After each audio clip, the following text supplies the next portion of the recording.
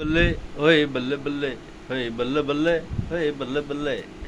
সুপ্রিয় দর্শক শ্রোতা, আপনাদের জন্য রয়েছে একটা হট নিউজ হচ্ছে কালকে খেলা হয়েছে ইউএসএ ভার্সেস পাকিস্তান।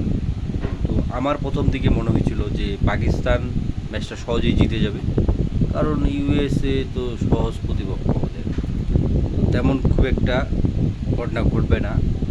কিন্তু ম্যাচটা যেভাবে শুরু হয়েছিল ভাবলাম প্রথমে না, তারপরেও এতগুলো রান করতে পারবে না। তারপরেও খেলাটা তো পুরো ঘুরাই দিল, মাথা ঘুরাই দিছে। 159 রান করছে আপনাদের পাকিস্তান। এখন তারপর দিছে 60 রানের, 160 রানের। তারপর ওরা পরে ব্যাটিং করতে নামে ওরাও 59 রান করছে। ম্যাচ টাই হয়ে গেছে। টাই হওয়ার পরে সুপার ওভার দিছে কে কাকে? আমির খানকে বল দিছে পাকিস্তান।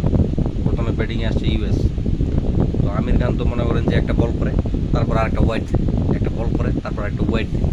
এইভাবে ওয়াইড বল দিতে দিতেই আবার মিস ফিল্ডিংয়ের কারণে রান হয়ে গেছে 18। শুধু একটা বাউন্ডারি হয়েছিল, একটা শুধু ফোর হয়েছিল, বাকি তো ফোর হয় না। সব দূরই রান নিয়েছে ওয়াইডিং। তারপর মনে করেন যে আপনার টার্গেটটা যখন দিয়ে দিল, তখন পরবর্তীতে ওরা পাকিস্তান ব্যাটিংয়ে আসলো। কে আসছে? ইফতিখার আহমেদ। আর মনে হয় কে আসলো ইফতিখার আহমেদ আর কে? ফাকার জামান। তো ইফতিখার আহমেদ তো প্রথমে বলটা দেখাই পারল না, কিন্তু কোন পাশ দিয়ে গেল। তারপরে দ্বিতীয়বার বলটা ফোর মারছে, তৃতীয়বারের বল ক্যাচ আউট। তারপরে শেষে আপনার 5 রানে হারছে সুপার ওভারে পাকিস্তান। তো এর আগেই কিন্তু যুক্তরাষ্ট্র বলছিল যে বাংলাদেশকে যখন হারায়, বাংলাদেশের বিপক্ষে সিরিজ জিতে, তখন কিন্তু তারা বলছিল যে আসলে বাংলাদেশকে আমরা হারিয়ে দেখিয়ে দিয়েছি যে আমরাও পারি, আমরাও কম না। তো পরবর্তীতে যদি বিশ্বকাপে আমরা ভালো কোনো টিমকে হারাই, পাকিস্তান ইন্ডিয়াকে হারাই, সেটা কিন্তু অঘটন হবে না। তো এই বিষয়টা কিন্তু ওরা আগেই বলে দিয়েছিল আর কি। তো এখন কথা হচ্ছে বাংলাদেশ এবং পাকিস্তান ভাই ভাই। কারণ বাংলাদেশের যে কোয়ালিফিকেশন এবং বাংলাদেশের যে ব্যাটিং লেভেল বা বোলিং, মানে যখন বাংলাদেশ ব্যাটিংয়ে নামে তখন সেটা বোলিং ক্রিজ হয়ে যায়। আর বাংলাদেশ যখন বোলিংয়ে নামে তখন সেটা ব্যাটিং ক্রিজ হয়ে যায়। খালি মারতে থাকে খালি আকাশে বল শুধু আকাশে। আর যখন আপনার ব্যাটিংয়ে নামে বাংলাদেশ, তখন একবারে বোলিং ক্রিজ, মানে বলই দেখা পায় না। বল দিয়ে কোন পাশে যায়, উপর দিয়ে যায় না নিচ দিয়ে যায়, কেউ বোঝা পায় না। তো সর্বশেষ আমি একটা কথা বলবো, পাকিস্তান এবং বাংলাদেশ ভাই ভাই। কারণ পাকিস্তান বাংলাদেশের ইজ্জতটা বাঁচাইছে।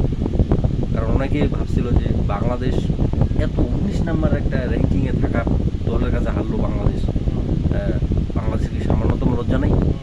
এখন কিছু লজ্জার ভাগিদার কিন্তু আপনাদের মনে করেন যে পাকিস্তান হয়ে গেল, যার কারণে আমরা আর কি বাঙালিরা অনেক হ্যাপি। তো এখন ইউএস ইউএস যে গত ম্যাচে যে পারফর্ম দেখেছে, আবার তার আগের ম্যাচে যে পারফর্মটা দেখেছে, সব মিলিয়ে আমি ইউএসকে অনেক শুভেচ্ছা দিচ্ছি এবং অভিনন্দন। কারণ তারা ভালো খেলছে। আশা করি ভবিষ্যতে ইন্ডিয়ার সাথে যখন খেলবে ওইখানেও ভালো প্রতিযোগিতা করবে। বলা যায় না, হারায়ও দিতে পারে। কী বলো বাড়ি? হ্যাঁ।